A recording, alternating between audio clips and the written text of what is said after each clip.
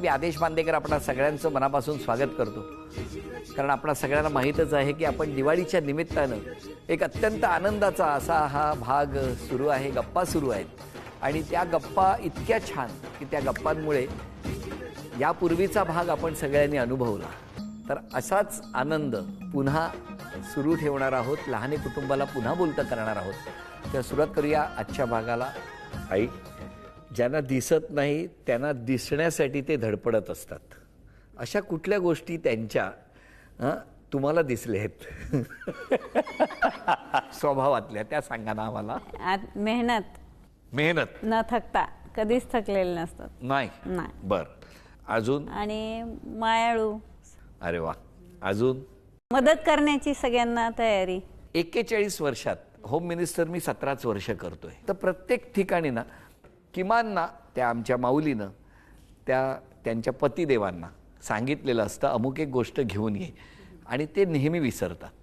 तर अशी कुठली गोष्ट ह्यांना कधी तुम्ही आणायला सांगितली आहेत बाजारातनं 41 वर्षात? नाही, वेळ होता तेव्हा आणायचे भाजी वगैरे, असं विसरले कधी नाहीत आणायचे. सांगितले सुरुवातीच्या काळात. 1995 नंतर मी घरात काहीच आणत नाही. माझे कपडे पण नाही आणत. नाही, ते माझे कपडे घेते, त्यांना ते मदत करतात, हे 3 जण, आणि हे सगळं आणते. ज्या दिवशी ठरवलं समाजसेवा करायची आहे त्यानंतर मी घरात काहीच करत नाही. काहीच नाही. काही म्हणजे काहीच करत नाही. पण हे बरोबर नाही ना, काहीतरी केलं पाहिजे ना घरी. कधीतरी भाजी बनवायची ना. बनवायचे, भाजी बनवतात. आता वेळ नाही मिळतात. पण घरामध्ये त्यांनी मला माझं जे कार्ड आहे बँकेचं ते त्यांच्याकडे आहे. अरे वा. मी तिला पैसे मागून घेतो की बुवा मला 5 सगळा कंट्रोल तिथे आहे घरचा. होम मिनिस्टर कार्ड तिच्याकडेच आहे ना, माझ्याकडे. कधी हिशोब विचारलाय का तुम्हाला 5,000चा? ते अगोदर हिशोब लिहून ठेवायचं आधी सोडून दिलं. तर तिला सांगितलं हे लिहून दाखवणारच कुणा, तू कशासाठी लिहिते, पण ती सगळं लिहून ठेवायची. मी म्हणलं लिहून ठेवू नको, आणि मी ठेवला तरी बघणार नाही. बरोबर. आता काही हिशोब वगैरे काय लिहून ठेव. 95 पासून लिखाण बंद. कधीच रागावला नाही, ते कसं काय जमतं हो तुम्हाला आई? सांगा ना. एक तो माणसाचा स्वभाव असतो ना, कधीतरी राग येत असेल, बोलावंसं वाटत असेल. रागवायला तेवढा वेळही नसायचा. कळलं तुम्हाला? कळलं का? रागवायचं होतं पण तो वेळ पण नाही मिळाला रागवायला. चांगलं आहे ना मग. असं तर नव्हतं ना तुम्ही रागवाल म्हणून हे सतत बाहेर शिबिरं करत होते? नाही. पण लग्न जेव्हा झालं तेव्हा उखाणा तरी घेतला होता का तुम्ही? हो. कुठला घेतला होता? हिमालय पर्वतावर पडतात बर्फाच्या राशी, तात्यारामचं नाव घेते लग्नाच्या दिवशी. अरे वा. म्हणजे आता म्हणते होम मिनिस्टरच्या दिवशी. त्यावेळेला हा उखाणा घेतला होता. बरं, पण मला सांगा, असं ते मुलांना घेऊन फिरायला जाणं, बागेत जाणं, कुठेतरी सुट्टीला जाणं, असं कधी झालं का 41 वर्षात? हा, एकदा काश्मीरला गेलो होतो, एकदा दिल्लीला. लहान होते तेव्हा दिल्ली, हरिद्वार, आग्रा केलं होतं. आणि आता मध्ये काश्मीरला गेलो होतो. मोठी नव्हती, फक्त आम्ही गेलो होतो. म्हणजे 41 वर्षात 2दा गेला? हा. हो ना. हो. मग जवळ इथे महाबळेश्वरला वगैरे गेलो, पण लांब म्हटलं तर 3दा झालं. अजून आठवतंय? बाकी नाही कुठे जास्त. कसं वाटतंय 41 वर्षात 3दाच फिरायला नेलं? नाही, काय आहे, फिरायला जाण्यासाठी 95 नंतर मी फ्री नाही आहे. हो.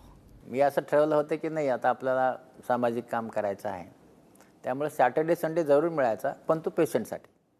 हा माझा ठरलेला आहे. बरं आई, तुम्ही लग्न करून त्यांच्या कुटुंबात गेला, बरोबर? मग त्यावेळेला राहणं कुठे होतं तुमचं? नाही, ह्यांचं शिक्षण चालू होतं, त्यामुळे मी इकडेच आंबेजोगाईलाच होते. बर.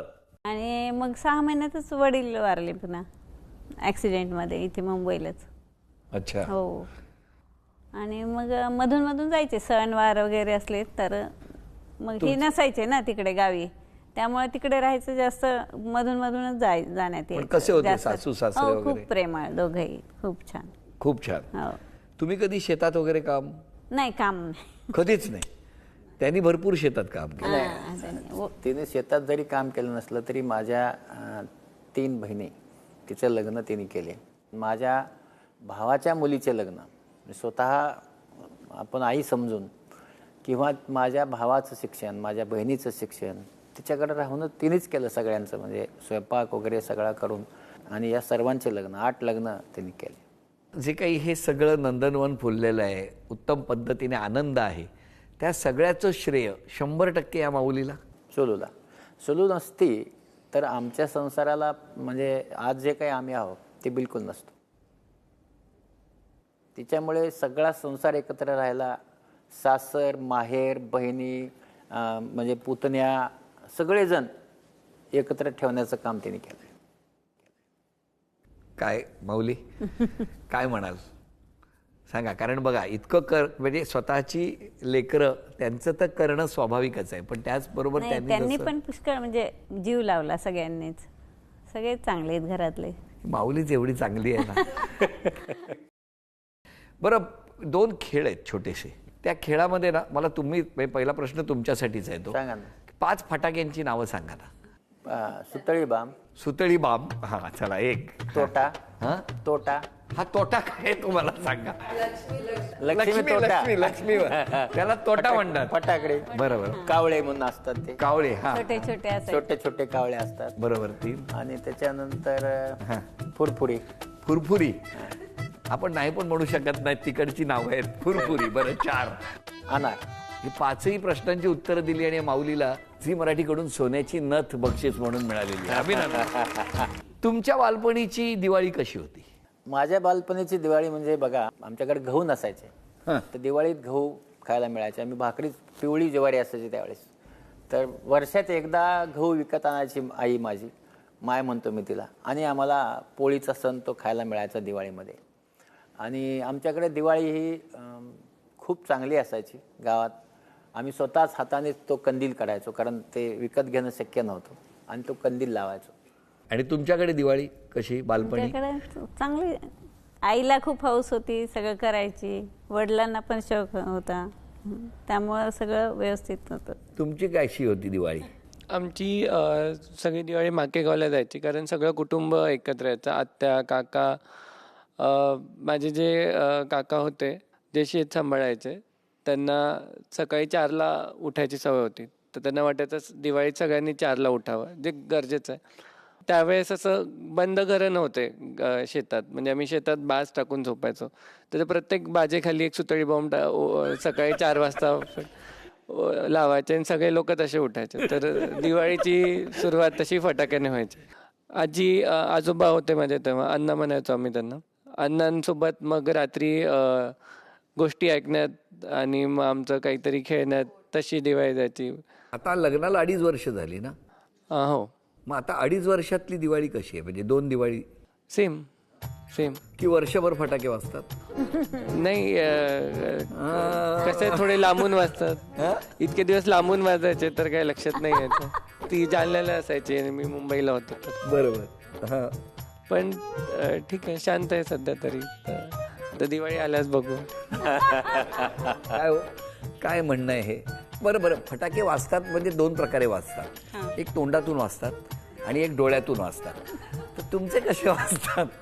आमचे सगळे डोळ्यातूनच असतात. आणि कळतं ना की आता हा सॉलिड बाण सुटला. हो ना. बालपणीची दिवाळी आणि 2.5 वर्षातली दिवाळी. मी लहानपणापासून बाहेर शिक्षणासाठी दूर गावीच राहिलेली आहे. म्हणजे हार्डली मी घरी मम्मी पप्पांकडे राहिलेली. मग दिवाळी म्हणजे बेसिकली असा सण की जेव्हा मला सुट्टी असायची, त्यामुळे ते खूप अट्रॅक्शन असायचं की तेव्हा घरी यायला भेटतं. मग मम्मी पप्पा भाऊ बहीण सगळ्यांबरोबर राहायचं. आणि कुठेही असलं तरी शिक्षणासाठी म्हणजे दिवाळीला सुट्टी तेवढी 4-5 दिवस का असे ना असायची. या लास्ट 2-3 वर्षांपासून मग अशीच सेमच, म्हणजे आधी जशी होती तशी, फक्त इकडे. आणि आता ही 2 वर्षातली डोळ्यातली दिवाळी ही वेगळी दिवाळी आहे. तर त्या दिवाळीबद्दल काय म्हणाल तुम्ही? आता त्याच्याविषयी आय थिंक तेच सांगू शकतील. आज सुतळी बॉम्ब फुटणार आहे का रॉकेट सुटणार आहे हे तुम्हाला कसं कळतं? फोन केल्यास हॅलोचा टोन असतो ना, त्याच्यावरून कळून जातं. दिवाळीत अजून एक सांगायचं राहिलं, आम्ही आता सध्याच्या दिवाळीत म्हणजे गेलो की क्रिकेट खेळतो. तिथे टीम असते, एक सिनियर फॅमिली मेंबर्स आणि ज्युनियर फॅमिली मेंबर्स. म्हणजे ते कॅप्टन असतात आणि एक ज्युनियर टीममध्ये माझा आत्तेभाऊ प्रवीण कॅप्टन असतो. आणि आमची क्रिकेटची मॅच होते. पप्पा खेळतात? हा, खेळतात ना रेग्युलर तुमच्याबरोबर? नाही, क्रिकेट खेळण्यासाठी अर्धा एकर शेती आम्ही पडत ठेवून दिली आहे. वर्षात एकदाच क्रिकेट खेळतो, पण तेवढी शेती फक्त क्रिकेटसाठी. दिवाळीत जाऊन आम्ही क्रिकेट खेळतो, त्याच्याशिवाय दिवाळी झाली असं होत नाही. हा, किती मस्त. पण मग तुम्ही खेळ बघायला जाता सगळे जातात ना सगळेजण शेतावर शेतावरच असतं. मस्त पैकी आणि क्रिकेट खेळायचं. घर शेतातच आहे. काय मजा असेल ना. जिंकतं कोण, सिनियर की ज्युनियर? सिनियर. ज्युनियर कधीच जिंकले नाही. तर ते नावातच येतं ना, सिनियर आहेत. मग आऊट म्हटले तर आऊट, वाईट बॉल म्हटले तर वाईट बॉल. ते म्हणतील ते, हो की नाही. काय मस्त, माझ्या नजरेसमोर ते शेत आलंय, तो खेळ आलाय आणि काही म्हणा, त्यांनी आऊट म्हटलं की आऊट, हो की नाही. तुमच्या दिवाळीच्या काय आठवणी? आमची दिवाळी माकेगावलाच व्हायची. आम्ही सगळे शेतामध्ये राहायचो आणि शेतामध्ये म्हणजे आकाशाखाली बाज टाकून मस्त झोपायचो. आणि आमचे आजोबा म्हणजे अण्णा आम्हाला रात्री गोष्टी सांगायचे. सो त्यांची थोडीशी भाषा तिकडची होती, तर आम्हाला समजायचं नाही. काही वर्ड्स असे त्यांचे एकदम टिपिकल होते, तर आम्ही पप्पांना विचारायचो की पप्पा ह्याचा अर्थ काय. आणि मग आम्ही तशा त्यांच्या गोष्टी म्हणजे साधारण 2-3 शब्द. माइंदळ म्हणजे खूप असे काही वर्ड्स होते. तर ती खूप मजा यायची त्यांच्या भाषेमध्ये ते ऐकायला सगळं. आणि ते कोट उत्तम खेळायचे म्हणजे पत्त्यामधला. सो आम्ही बसायचो सगळेजण खेळायला आणि ते जिंकायचे. आणि त्यांना फटाके प्रचंड आवडायचे, त्याच्यामुळे आम्ही त्यांच्यासाठी एक असा फटाका पप्पा विकत घ्यायचे मोठा, 100 आवाज किंवा 1000 आवाज असे. म्हणजे त्या फटाक्यासाठी ते थांबायचे आणि आम्ही गच्चीवर जाऊन तो फोडायचो. आता या सगळ्या आनंदाच्या वेळी अण्णांना किती मिस करतात? खूप खूप. कारण मी बघतोय मगाचपासून प्रत्येकांच्या बोलण्यामध्ये अण्णा येत आहेत. आज अण्णांची आठवण इथे बसून नात काढते आहे किंवा त्या गोष्टी, ते मायंदाळ शब्द सगळे येत आहेत, याच्यातच केवढं प्रेम आणि प्रेमाचा ओलावा आहे. सगळेच खूप प्रेमळ आहेत घरामध्ये. म्हणजे कधीच कोणीच असा डिफरन्स नाही केला की पप्पांचे मुलं, आत्या काका सगळेजण खूप प्रेमळ आहेत. माझी रिसेंटलीच आजी गेली, म्हणजे आईची आई, ती पण प्रचंड प्रेमळ. आणि आमच्यावर तिचा खूप प्रभाव होता, कारण लहानपणी आम्ही तिच्याकडे होतो काही वर्ष. तर ती आता गेली, पण तिच्या हातचा फराळ म्हणजे स्वर्ग. आता आम्ही तो मिस करणार आहेत, कारण रिसेंटलीच ती गेली आहे. सो तिला अण्णांना आम्ही खूप मिस करतो. दिवाळी लहानपणी तर पूर्ण माकेगावलाच जायची आमची. सुट्ट्या लागले की माकेगावला पळायचं. तिथे सगळे कझिन्स पण यायचे आणि आम्ही सगळे तुमचं जायचो. सासर कुठे? लातूर. लातूर. हरंगुळ. तुमच्या लग्नाला किती वर्ष झाली? 13 वर्ष. हा, 2007ला 13 वर्ष झाले. म्हणजे ते मोजायचं बाबांनी. किती वर्ष झाली? 2007ला लक्ष बाबा इकडनं 13 वर्ष झाली. लक्षात सगळं बाबांनी ठेवायचं का? एकदम सडनली तो क्वेश्चन आला ना, त्याच्यामुळे मी जरा कन्फ्युज झाले. मला तुम्हाला विचारायचंय, मगाशी तुम्ही फटाक्याचे 2 प्रकार सांगितले, म्हणजे यांचा की डोळ्यातून बाण सुटतात, बरोबर आहे. बहिणीच्या बाबतीत म्हणजे तुमच्या भावजींना, त्यांना कसं काय, म्हणजे त्यांच्या बाबतीत कुठले फटाके असतात? ते आले नाहीत त्याच्यावरच तुम्हाला कळायला पाहिजे. पण तरी सुद्धा साधारणतः लहानपणापासून जे काही दोन्ही बहिणींना बघितलंय की व्यक्त होण्याची जी एक प्रक्रिया असते ती कशी आहे दोघींच्या बाबतीत? या कशा होऊ शकतात? शांत आईसारख्या का दे दणादण? काय या बहिणीबद्दल? चला 3 सांगतो. सुतली मॉम, रॉकेट का भुईचक्र?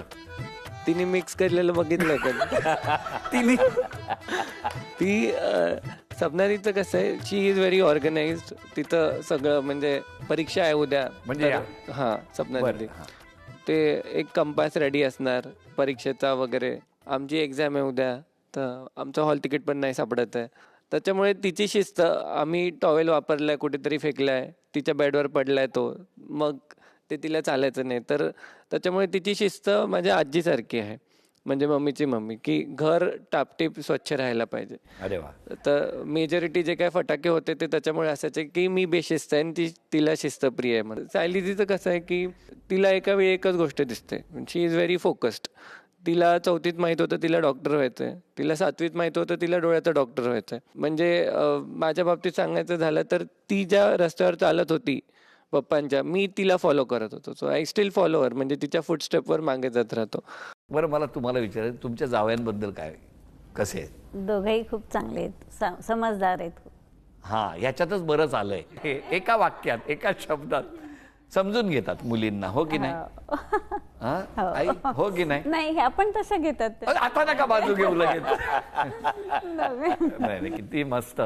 खरं तर आम्ही त्या दोघांनाही आज मिस करतोय, पण त्यांनाही आमचा नमस्कार सांगा.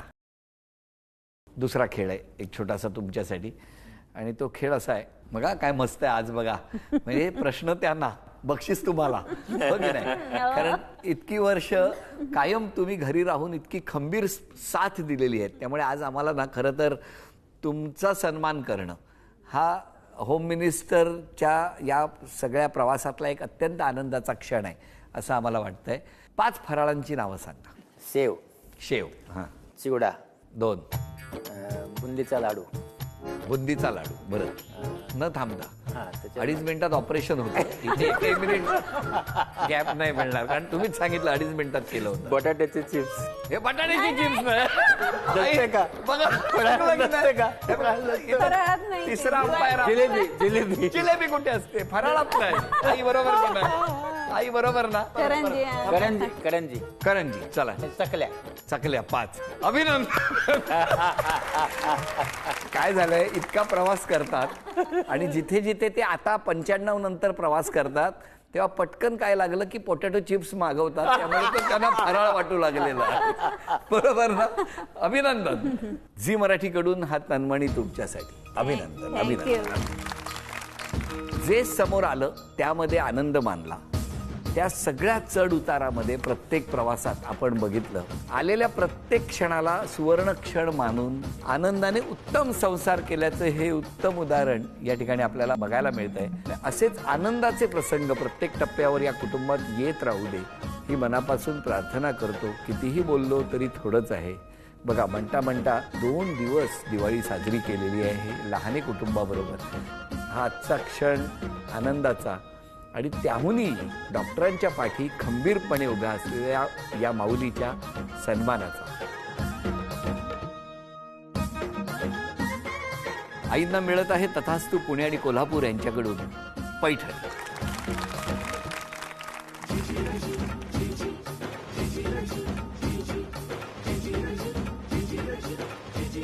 आपणा सगळ्यांना दिवाळीच्या खूप खूप शुभेच्छा. हसत राहा, आनंदात राहा, एकमेकांचा आदर करत राहा आणि हो, स्वतःची काळजी घेत राहा. असं म्हणत आजचा भाग इथेच संपतो आहे.